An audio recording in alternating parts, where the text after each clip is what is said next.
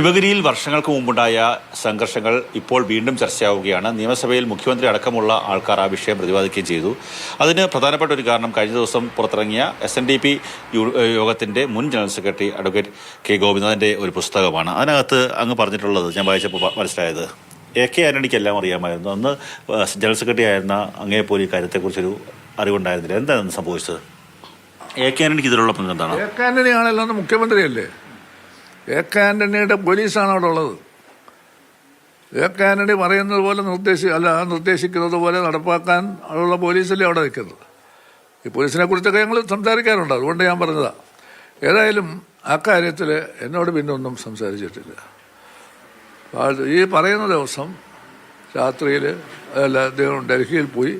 ഡൽഹിയിൽ ഇരുന്നുകൊണ്ടാണ് പോലീസിന് ഓർഡർ കൊടുക്കുന്നത്, ശിവഗിരിയിൽ പോലീസ് ആക്ഷൻ നടത്തിയത്. അതെ, AK ആന്റണിയാണ് പോലീസിന് ഓർഡർ കൊടുത്തത്. അതെ അതെ, വേറെ ആരുമല്ല. അത് ഇതുവരെ ആരും നിഷേധിച്ചിട്ടില്ലല്ലോ, ആന്റണി നിഷേധിച്ചിട്ടില്ലല്ലോ. അല്ല, ഈ ശിവഗിരി വിഷയത്തിൽ എന്തിനു വേണ്ടിയായിരുന്നു, ആർക്ക് വേണ്ടിയായിരുന്നു ആന്റണി ഇങ്ങനെ ചെയ്തത്?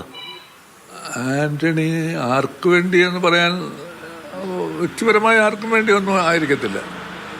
അദ്ദേഹം ചെയ്ത ബഹുമാനപ്പെട്ട കോടതിയുടെ ഉത്തരവ്, ഇന്നലത്തെ അദ്ദേഹത്തിൻ്റെ പ്രസ്താവന കൊണ്ട് മനസ്സിലാക്കുന്നത്, കോടതിയുടെ ഉത്തരവ് ഉണ്ടായി ശിവഗിരിയിൽ ഒരു അടിയന്തരമായി അത് ഒഴിപ്പിച്ചെടുക്കണം, മറ്റൊരു അധികാരം ഏൽപ്പിക്കണമെന്ന് പറഞ്ഞു. അതിന് ആവശ്യമായിട്ടുള്ള ചെയ്തില്ല എങ്കിൽ ഗവൺമെൻറ്റിനെതിരെയും പോലീസിനെതിരെയും നടപടി സ്വീകരിക്കണമെന്ന് പറഞ്ഞപ്പോൾ അതുകൊണ്ടാണ് ഞാൻ അങ്ങനെ ചെയ്തതെന്ന് തന്നെ പറഞ്ഞു. അപ്പോൾ അതല്ലേ നമുക്കിപ്പോൾ വിശ്വസിക്കാനൊക്കെ ഉള്ളൂ. വേറെ ഒന്നിനും ഇതുവരെ ആരും പറഞ്ഞു കേട്ടിട്ടില്ല. ചെയ്യേണ്ട കാര്യങ്ങൾ ചെയ്യാതെ ഇപ്പോൾ എനിക്ക് വലിയ ഖേദമായി പോയി എന്ന് പറഞ്ഞു. ഇപ്പോൾ ഖേദിച്ചാൽ മതിയോ?